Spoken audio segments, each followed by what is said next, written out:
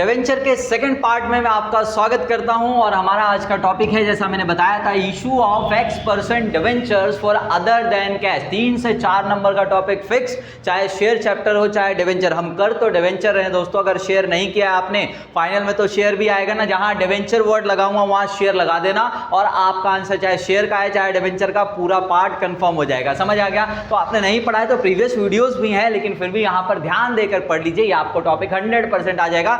2 ही entry और पूरे marks मिलेंगे। सही है?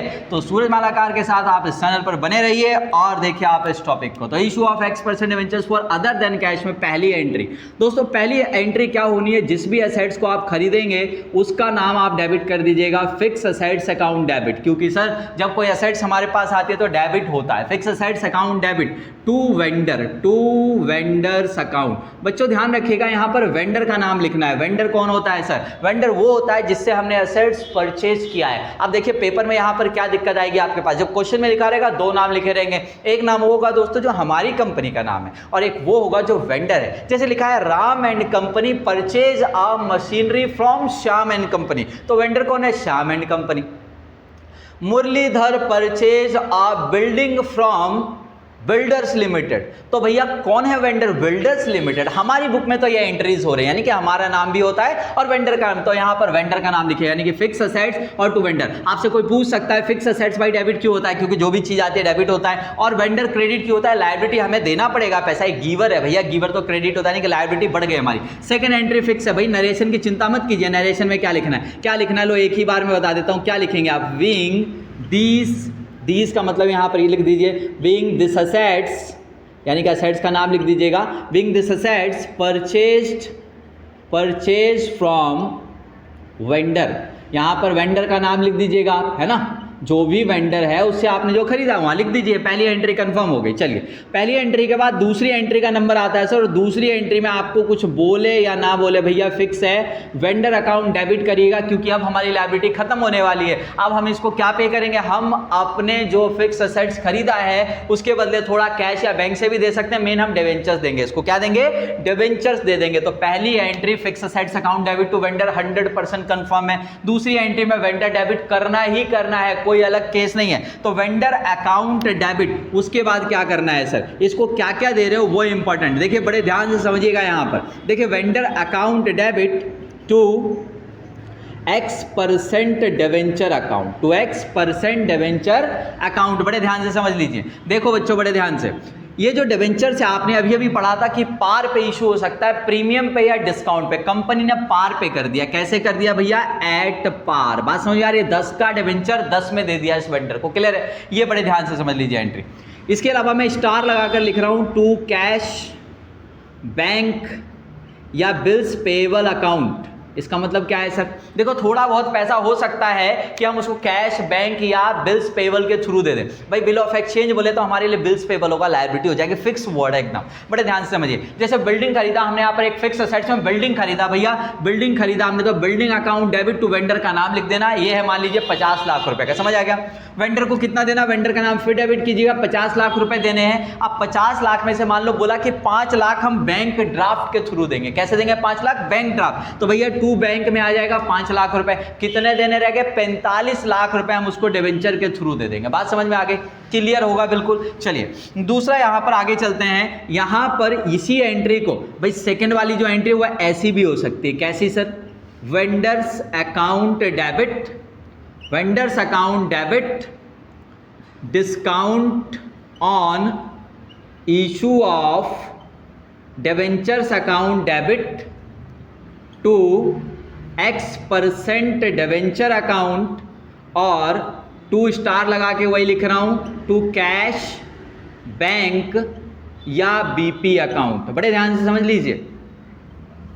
देखो भाई अगर आप इन डिवेंचर्स को डिस्काउंट पे इशू करोगे भाई तो कंपनी का क्या होगा? हमारी कंपनी का लॉस होगा। होगा कि नहीं होगा? तो देखो डिस्काउंट डेबिट हुआ है, वेंडर अभी भी डेबिट है ना, वेंडर डेबिट है, X% डिवेंचर क्रेडिट है। अगर थोड़ा कैश या बैंक BP दिया है तो क्रेडिट होगा, वरना नहीं होगा, पहले ही बता चुका हूं। तो डिस्काउंट डेबिट हो जाएगा भाई, फिक्स है, डिवेंचर को डिस्काउंट पे दोगे, discount on issue of debentures account debit कर देना है। आपको बात समझ में आ रही होगी। और या फिर तीसरी एंट्री क्या हो सकती है बच्चों, मैं यहां यहां पर मेंशन कर रहा हूं, यहां पर ध्यान से देख लो, तीसरी वाली एंट्री ये हो सकती है इसकी, मतलब तीसरी एंट्री नहीं, दो ही एंट्री टोटल होनी है। दूसरी एंट्री का और पार्ट क्या हो सकता है, बड़े ध्यान से समझ लीजिए, vendors account debit, vendors account debit to X% debenture account to securities premium account. SP क्या है बच्चों, फुल फॉर्म लिख लीजिएगा, सिक्योरिटीज प्रीमियम अकाउंट, और ये स्टार लगा रहा हूं मैं वही, टू कैश बैंक या बीपी अकाउंट। बच्चों लास्ट जो स्टार लगाता हूं आपको पता ही है ये किस लिए है, अगर थोड़ा बहुत पैसा कैश बैंक वगैरह से दिया तो। अब ये एंट्री किस चीज की मैंने लिखवाई आपको, ये लिखवाया है एट प्रीमियम वाला। किस पे लिखवाया है, एट प्रीमियम। बड़े ध्यान से समझ लो भाई, मैंने कहा इस टॉपिक में दो ही एंट्री होनी है टोटल, पहली एंट्री सर और दूसरी एंट्री, दो ही एंट्री है। पहली एंट्री फिक्स है भैया, fix assets account debit to vendor का नाम, और दूसरी एंट्री डिपेंड करती है बच्चों के डिवेंचर को पार पे इशू किया, डिस्काउंट पे इशू किया या प्रीमियम पे इशू किया। भाई पार पे इशू किया तो vendor to X% debenture, vendor to X% debenture. X% debenture क्यों क्रेडिट होता है, लायबिलिटी बढ़ गई हमारी, उधार ही तो है हमारे लिए डिवेंचर, लायबिलिटी बढ़ जाती, क्रेडिट हो गया।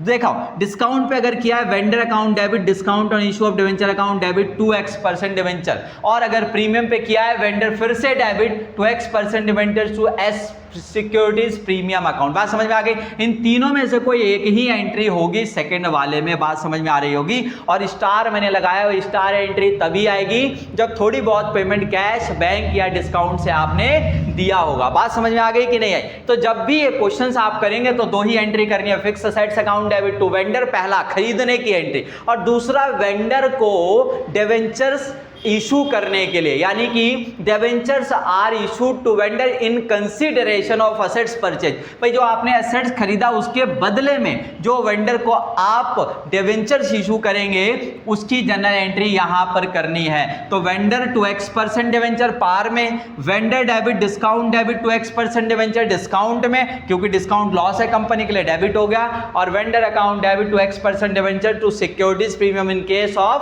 प्रीमियम। बात समझ में आ रही होगी। इनकी नरेशन क्या होगी सर, सेकंड वाली की क्या नरेशन होगी, कोई सा भी आप इसमें कर दीजिए नरेशन, ये लिख दीजिएगा, being dash X% debentures are issued of rupees dash each to vendor. बात समझ में आ गया, मैं पढ़ के रीड करके बता देता हूं। बीइंग डैश डिवेंचर्स यानी कि 4000 5000 debentures X% debentures are issued of rupees dash each 100 each 20 each to vendor. समझ आ गया, in consideration of assets purchase, जो हमने असेट्स खरीदा था वेंडर इन कंसीडरेशन, लिख देता हूं पूरा, इन कंसीडरेशन ऑफ असेट्स परचेज। तो उम्मीद करता हूं ये वाला टॉपिक आपको अच्छे से समझ में आ गया होगा। आइए मैं आपको एक क्वेश्चन करके दिखाता हूं और उसमें सारे केसेस आपको बता दूंगा कि कैसे उस क्वेश्चन को करना है, कहीं भी कोई प्रॉब्लम नहीं आएगी। आप इलिस्ट्रेशन से शुरू करना और फिर अनसोल्ड क्वेश्चंस पे चले जाना, आप पूरे क्वेश्चंस इसके कर पाओगे। लेकिन पहले कौन सा कराया है, फिक्स असेट्स परचेज वाला करना, बड़े ध्यान से समझो। आइए क्वेश्चन को कराता हूं। हाँ जी, तो स्टूडेंट्स आइए, तो देखिए जैसा मैंने आपको अभी बेसिक बताया इसी में मैं आपको क्वेश्चन करके दिखाता हूं। बड़े ध्यान से समझिए, बड़े ध्यान से समझिए। क्वेश्चन में कहता हूं कि Ram and company purchased a building, Ram and company purchase a building. तो बच्चों Ram and company purchase a building का मतलब हो गया, हम लोग किस कंपनी में यहां पर लिख सकते हैं आप, इन द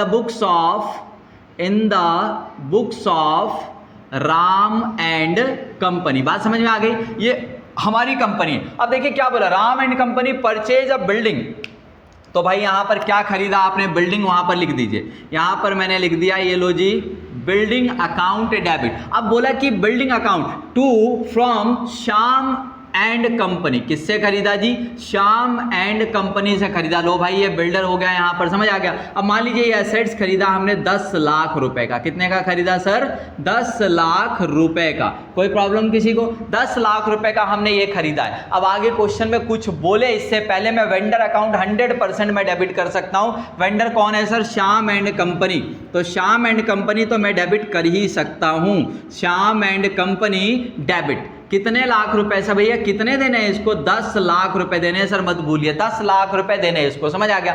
अब देखिए आगे क्वेश्चन में आपके बोल देगा, क्वेश्चन में बोला भाई कि हमने जो है ना उसको, बड़े ध्यान से समझ लीजिएगा, क्वेश्चन में उसने बोल दिया आपसे यहाँ पर बड़े ध्यान से समझिए, क्वेश्चन में बोला कि भाई हमने जो है ना उसको सारे डिवेंचर्स इशू कर दिए। कितने डिवेंचर्स इशू कर दिए? कुछ नहीं बोला क्वेश्चन में, बस बोला हमने श्याम एंड कंपनी को जो है डिवेंचर्स इशू कर दी जो 100 रुपए का एक है। कितने रुपए का एक है बच्चों? 100 रुपए का एक है। तो आप क्या करेंगे बड़े ध्यान से समझ लीजिए भाई, 10 लाख रुपए सारा का सारा जो है आप डिवेंचर्स के थ्रू देने वाले। तो बस डिवेंचर जो X% डिवेंचर आपने लिखा है 9%, 10% जो भी बोलेगा कितने डिवेंचर इशू करें, लिखा होगा कि भाई we issued 9% debentures of ₹100 each, बस इतना लिख दिया।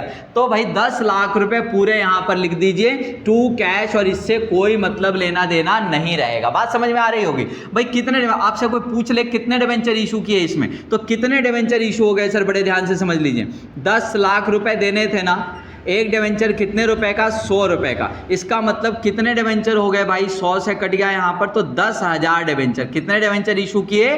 10,000 डिवेंचर आपने इशू किए। इस बात का ध्यान रखिएगा, सही है? मतलब पूछा जा सकता है, मतलब नंबर ऑफ डिवेंचर्स आपके क्वेश्चन में तो नहीं दिया था ना भाई। क्वेश्चन में बोलेगा कि नंबर ऑफ डिवेंचर्स बताइए, number of issued X% debenture, कितने डिवेंचर इशू किए। तो भैया कितना अमाउंट देना था वेंडर को? पेबल अमाउंट लिख लीजिए, 10 लाख रुपए देने थे सर, 100 रुपए का एक डिवेंचर दिया हमने, तो 10,000 डिवेंचर्स आपने इशू किए हैं। ध्यान रखिएगा, बात समझ में आ गई। चलिए अब मान लीजिए इसी क्वेश्चन में आपसे कहता कि हमने पहली एंट्री में तो कोई चेंज ही नहीं आना कभी। मान लीजिए दूसरी एंट्री में आपसे कहता कि भाई हमने जो वेंडर को है ना 10 लाख रुपए जो देने हैं, उसमें से हम 1 लाख रुपए कैश में दे देंगे। कैसे दे देंगे? 1 लाख रुपए भाई कैश में दे देंगे, 2 लाख कैश में, 3 लाख, 4 लाख, 5 लाख, कुछ भी बोल सकता है। समझ आ गया? मान लीजिए उसने क्वेश्चन में कहा कि हम जो है भाई उसको 3 लाख रुपए कैश में दे देंगे। मान लीजिए कैश बोला, बैंक बोला, या बिल ऑफ एक्सचेंज बोला, कुछ भी बोला। तो देखो मैं क्या करूंगा, यहीं पर लिख दूंगा टू कैश। अगर कैश से बोला है कैश लिखूंगा, बैंक बोला है बैंक ड्राफ्ट बोला है बैंक लिखूंगा, चेक बोला है बैंक लिखूंगा, बिल ऑफ एक्सचेंज बोला है बिल्स पेएबल लिखूंगा, है ना। तो भाई देखो 10 लाख रुपए में से बोला कि भाई 3 लाख रुपए हमने उसको कैश से दे दिया। लो भाई 3 लाख रुपए कैश से दे दिए, बाकी कितने देने रह गए खुद से बताओ ना। 7 लाख रुपए बोलेगा भाई हमने डिवेंचर से दे दिए, और कितने डिवेंचर दिए ये पता नहीं, बस बोला 9% डिवेंचर दे दिए, 100 का एक।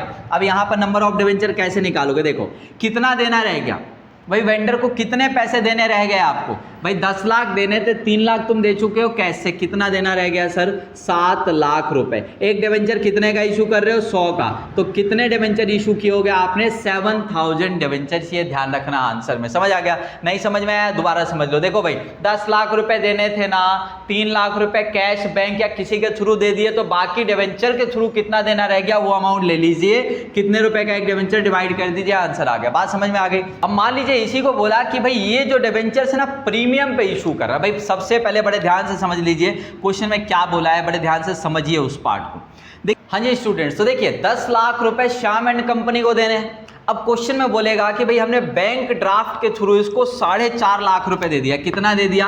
4.5 लाख। तो ये लिख दिया हमने टू बैंक अकाउंट। बात समझ में आई? भाई 4.5 लाख तो हमने बैंक के थ्रू दे दिया इसको, बैंक ड्राफ्ट के थ्रू। बाकी बचा हुआ पैसा हम 11% डिवेंचर इशू कर रहे हैं। क्या इशू कर रहे हैं? 11% डिवेंचर इशू कर रहे हैं हम इसके अंदर। 9%, 12%, कुछ भी बोले भाई 11% डिवेंचर इशू कर रहे हैं, वो भी प्रीमियम पे। तो भाई आप लिख दीजिए टू सिक्योरिटीज प्रीमियम अकाउंट। बात समझ में आई? अब क्वेश्चन में बोलेगा एक डिवेंचर 100 रुपए का, लेकिन ये नहीं बताया कितने डिवेंचर इशू कर रहे हैं। उसके बाद बोलेगा भाई जो प्रीमियम है 10% प्रीमियम है। कितना है? 10% प्रीमियम। तो ऐसे केस में आपको क्या करना है, वही नंबर ऑफ इशू डिवेंचर निकालने पड़ते हैं। तो बच्चों एक बात बताओ, कितने देने थे? 10 लाख रुपए। कितना दे चुके हो? 4.5। तो कितने बच गए? 5.5 लाख रुपए देना रह गया। एक डिवेंचर 100 का है और कितने परसेंट प्रीमियम? 10। तो 110 हो गया ना। 110 से इसको डिवाइड कर दो, कितना हो गया बच्चों?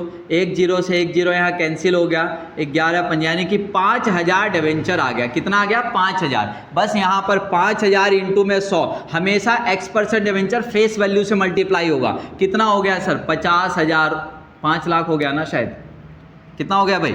ये हो गया 5000 इंटू में 100, कितना हो जाएगा? 5 लाख रुपए यहां पर आ गया। और दोस्तों 5000 डिवेंचर इंटू में 10 रुपए का प्रीमियम है, तो 50,000 यहां आ गया। आप देखिए डेबिट और क्रेडिट बराबर हो गया। अगर नहीं हुआ है तो आपने गलत किया है। समझ आ गया? आइए अब इसी में डिस्काउंट वाला आपको समझाता हूं कि डिस्काउंट वाला पार्ट कैसे करेंगे। बड़े ध्यान से बच्चों तो यही होगा ना, 10 लाख रुपए टोटल श्याम एंड कंपनी को देने हैं और इसने खुद से कह दिया कि भाई हमें 1 लाख रुपए तो इसको दे देंगे बिल्स पेबल के थ्रू। ये राजी बिल्स पेबल लिख दिया मैंने। इसके बाद इसने बोला जो बैलेंस अमाउंट बचा हमने 8% डिबेंचर इशू कर दिया है। और कैसे इशू किया है सर हमने इसको, मान लीजिए 10% डिस्काउंट पे। कैसे इशू किया? 10% डिस्काउंट। बड़े ध्यान से समझिए, आपको बोला 100 रुपए का एक डिबेंचर, बस इतना बता दिया। और उसने ये भी कह दिया क्वेश्चन में कि 10% डिस्काउंट, मतलब डिस्काउंट में 100 का 10% कितना होता है? 10 रुपए होता है। तो 10 रुपए डिस्काउंट, लेकिन ये नहीं बताया, तो नंबर ऑफ डिबेंचर निकालना पड़ेगा। बच्चों एक बात बताओ, 10 लाख रुपए देने थे, 1 लाख हम उसको दे चुके हैं बिल्स पेबल के थ्रू, तो कितना देना रह गया सर? 9 लाख रुपए। बात समझ में आई?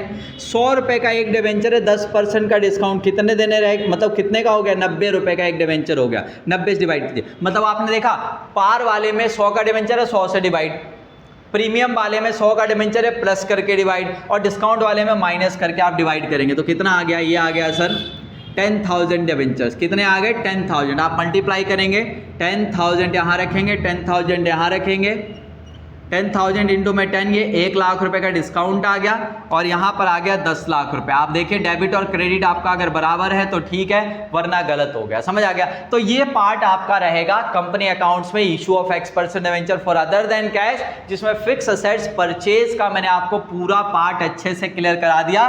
ये भी पार्ट मोस्ट इंपॉर्टेंट रहेगा। समझ आ गया? तो वीडियो को अच्छे से देखिएगा और कोई डाउट आए तो जरूर कमेंट करके बताएं। अगर आप चैनल पर नए हैं तो चैनल को सब्सक्राइब कर लीजिएगा और बेल आइकन को प्रेस कर दीजिएगा। तो वीडियो अच्छी लगती है जरूर लाइक कर दीजिएगा दोस्तों, अपने दोस्तों को शेयर कर दीजिएगा। फिर मिलते हैं नेक्स्ट पार्ट में। जो नेक्स्ट पार्ट 3rd होगा उसके अंदर हम क्या करेंगे?